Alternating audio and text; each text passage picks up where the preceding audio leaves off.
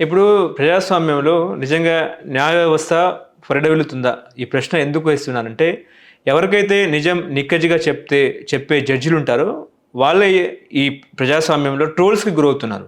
ఇప్పుడు టెక్నాలజీ కొత్తగా artificial intelligence అనే టెక్నాలజీ వచ్చింది. ఉదాహరణ మీకు జగన్‌మోహన్ రెడ్డి కేసే తీసుకుందాం.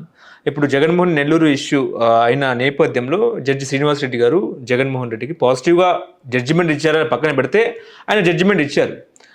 జడ్జిమెంట్ ఎప్పుడైతే ఇచ్చారో అతని మీద ట్రోల్స్ గురవుతున్న పరిస్థితి. న్యాయమూర్తులు ట్రోల్స్‌కి గురవుతున్నారు. దీని మీద న్యాయవాదులు, న్యాయమూర్తులు కూడా చంద్రబాబు నాయుడుని ఇది పరిరక్షణలో ఉంచుకోవాలని చెప్పేసి మాట్లాడుతున్నారు. ఏం చెప్తారు సార్?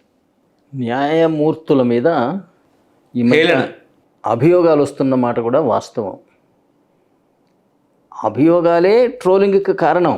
అభియోగం లేకపోతే ట్రోలింగ్ ఎందుకు అవుతుంది? అది అభియోగాలకు వచ్చే అవకాశం న్యాయ వ్యవస్థ కల్పించట్లేదా అంటేనేమో కల్పిస్తున్నది. మొన్న ఒక ఢిల్లీ హైకోర్టు న్యాయమూర్తి గారి వర్మ గారి దగ్గర ఏమో కట్టలు అవుట్ హౌస్లో కాలిపోయి ఉన్నాయి.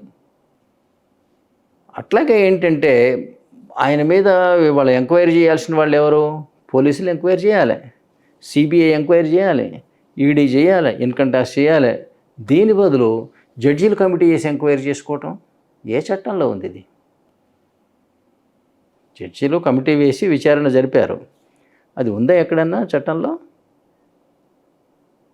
సిబిఐ చేయాలి, లేదా లోకల్ పోలీస్ చేయాలి, ఈడీ చేయాలి, ఇన్కమ్ ట్యాక్స్ వాళ్ళు చేయాలి. That is the proper way. అవి కాదని వీళ్ళే చేసుకున్నారు. అది సమగ్రంగా చేశారా? ఒక చోట దొరికినాయి కాబట్టి ఇల్లంతా వెతికారా?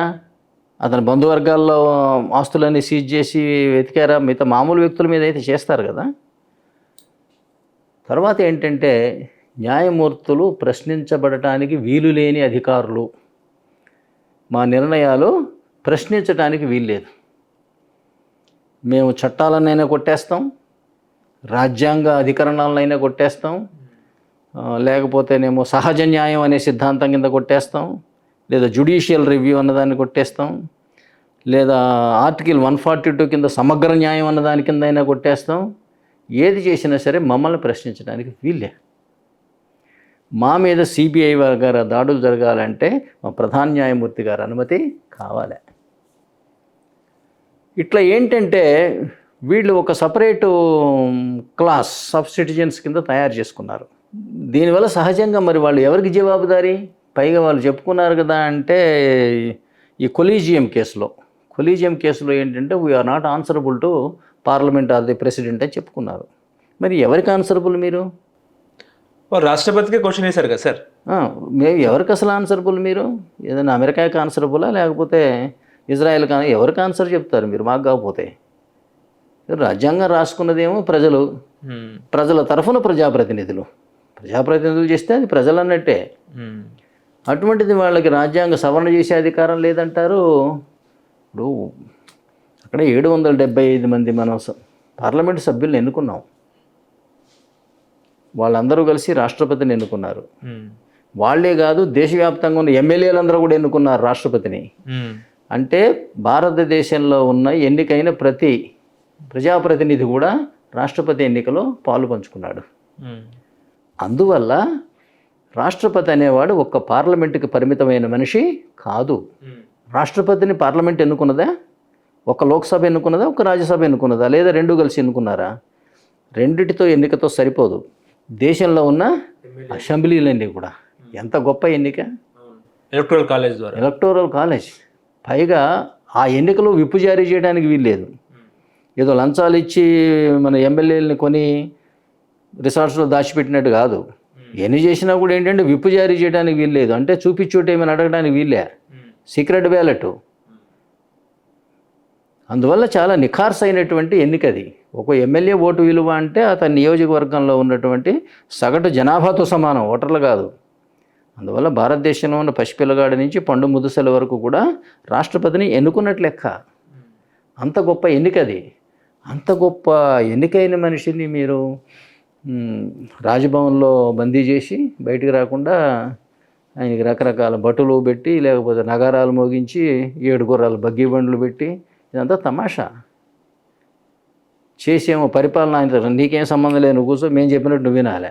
అదేంటి ఎన్నికైన మనిషి ఆయనయే మీరేమో ఎన్నికరా కానీ ఆయన చేత నియమించబడ్డవాళ్ళు ఆయన. ఇప్పుడు ఈ గుమాస్తాలు ఓనర్ని ఇట్లా కట్టడి చేస్తే ఇది పద్ధతేనా? ఇది ప్రజాస్వామ్యమా? ప్రజాస్వామ్యం అంటే చట్ట వ్యవస్థ వేరు, కార్యనిర్వాహక వ్యవస్థ వేరు ఉండాలి. అటువంటిది మీరు కార్యనిర్వాహక వ్యవస్థను జీరో చేశారు. నీకేం అధికారాలు లేవు, మేము చెప్పినట్టు వినాలన్నారు. రబ్బర్ స్టాంప్ అనుకోండి. అనేసరికి ఏమైంది? ఇప్పుడు భారత ప్రజాస్వామ్యం కుంటికాల మీద నడుస్తున్నది, ఒక్క కాలం మీద. ఎంత దూరం పోతుంది? ముందుకు పోతుంది. ఇది కింద పడిపోక తప్పదు. ఇది it is a wrong system. Majority వస్తే చాలు మీరు మీ దేశాన్ని అల్లకల్ల ఏదన్నా చేసి పారేయచ్చు మీరు అన్నట్టు వీళ్ళు చివరికి నిర్వచనం చెప్పుకున్నారు. కానీ ఇది నేను మీకు పదే పదే చెప్పాను కదా, అంటే ఇది పాకిస్తాన్ రాజ్యాంగం ఆర్టికల్ 91, 95 and 130లో ఉన్నాయి ఇలా జరగాలని. అది వాళ్ళది 1973 రాజ్యాంగం. సర్ప్రైజింగ్లీ ఆ 73 రాజ్యాంగం మనకు 76లో మన దాంట్లో వచ్చి చేరింది. 42వ రాజ్యాంగ సవరణ వాళ్ళు చేసుకోగానే అది చూసి మనం చేసుకున్నట్టు అయింది. ఓకే. ఏది మంత్రిమండలి చెప్పినట్టు రాష్ట్రపతి వినాలి అనేది పాకిస్తాన్ రాజ్యాంగం ఆర్టికల్ 48లో ఉన్నది. అసెంబ్లీలో మెజారిటీ ద్వారా ముఖ్యమంత్రి అవుతాడని ఆర్టికల్ 130లో ఉంది. పార్లమెంట్లో మెజారిటీ ద్వారా ప్రధానమంత్రి అవ్వాలనేది ఆర్టికల్ 91లో ఉంది. భారత రాజ్యాంగంలో లేవు. గవర్నర్ చెబితే 48 గంటల లోపల అసెంబ్లీని రద్దు చేయాలని పాకిస్తాన్ రాజ్యాంగం ఆర్టికల్ 58లో ఉంది. ప్రధానమంత్రి చెబితే పార్లమెంటును రద్దు చేయాలి 48 గంటల్లో అని అక్కడ ఆర్టికల్ 112లో ఉంది. మన దగ్గర ఎక్కడైనా ఎవరినైనా ఉందేమో చూపించమనండి. వాళ్ళ రాజ్యాంగం 1973, దాన్ని మనం ఇవాళ ఫాలో అవుతున్నాం. మన దగ్గర ఎక్కడైనా ఇలా ఉందా? రాజ్యాంగ అధికరణం కావాలి నాకు. మన రాజ్యాంగ అధికరణం ఆర్టికల్ 74లో మంత్రిమండలి చెప్పినట్టు రాష్ట్రపతి వినాలని ఉందా? మంత్రి మండలి అంటేనే అది ఒక సలహా మండలి. సలహా మండలి నియమించేది నేను, తొలగించేది నేను. నీ డ్యూటీ ఏంటంటే ఆర్టికల్ 74 ప్రకారం నాకు సలహాలు ఇచ్చి సాయపడటం. నువ్వు సలహాలు ఇచ్చి సాయపడాల్సిన వాడిని ఆడివి ఓనర్ని గదిలో పెట్టి తాళం వేసి నువ్వు పరిపాలన చేస్తావా? ఇంతకన్నా దుర్మార్గం ఏముంటుందండి? గతంలో చాలా తెలంగాణలో జరిగినాయి కదా సార్, అలాంటి ఉదాహరణలు తెలంగాణలో జరిగినాయి కదా. తెలంగాణ అని కాదు, గతంలో రాజుల్ని భార్య బయటకు వచ్చేసి బయట తాళం పెట్టేసి వాడిని ఇచ్చేసి ఏమి ఇష్టం వచ్చిన వాడితో ఏం రాజ్యం చేయటం మొదలుపెట్టిన రాజ్యం ఉంది కదా, నందవంశపు రాజ్యం. అట్లా ఎన్నికైన వాడిని గదిలో పెట్టి ఆయన గుమాస్తాలు పరిపాలిస్తున్నారు. ఎట్లానండి? డ్రైవర్ ఏమో నిద్రపోతున్నాడు, క్లీనర్లేమో డ్రైవింగులు చేస్తున్నాడు. యాక్సిడెంట్లు అవుతున్నాయి, కోట్ల మంది జనం చచ్చిపోతున్నారు. కాకపోతే ఇది చాలా ప్రజాస్వామ్యబద్ధంగా ప్రజలు ఓట్లు ఎన్నికేశారు కదా, మనకు ఓటు అంటే 2,000 ఇస్తున్నారు మాటల. ఇదే ప్రజాస్వామ్యం అని అమాయకులు నమ్ముతున్నారు. బట్ ఇది కానీ చదువుకున్న వాళ్ళకి, బారిస్టర్ చదువుకున్న వాళ్ళకి ఇది పద్ధతి కాదు. చట్టాలు చదువుకున్న వాళ్ళకి ఈ విధంగా రాజ్యాంగ ద్రోహం చేయటం కానీ, ప్రజాస్వామ్య ద్రోహం చేయటం కానీ, ఈ జనబాహుళ్యాన్ని మోసం చేయటం కానీ ఇది చదువుకున్న వాళ్ళకి తగిన పని కాదు. నేనన్న ప్రతి మాటకి నేను నిలబడతా. దానికి రాజ్యాంగంలో ఉన్న అధికరణం నేను నెంబర్స్తో సహా చెప్తా. పాకిస్తాన్ అధికరణం ప్రతి సంఖ్యతో చెప్తా. అమెరికాలో ఉన్న అక్కడ రాజ్యాంగ పరిస్థితి కూడా ప్రతి అధికరణంతో సహా చెప్తా నేను. ఇవి నా సొంత మాటలు నేను చెప్పట్లే, అందులో ఉన్న వెర్బాటంగా మీకు చదివి చెప్తున్నా. హలో, తెలుగు రాజ్యం ఛానల్ చూస్తున్నారా? సామాజిక, రాజకీయ, జీవన చిత్రణే తెలుగు రాజ్యం. అతిశయోక్తులు, అసత్యాలు ఉండవు. రాజకీయ కోణం కాదు, ప్రజా కోణమే కొలబద్ద. తెలుగు రాజ్యం వీక్షణ మీ ఉత్తమ అభిరుచికి నిదర్శనం.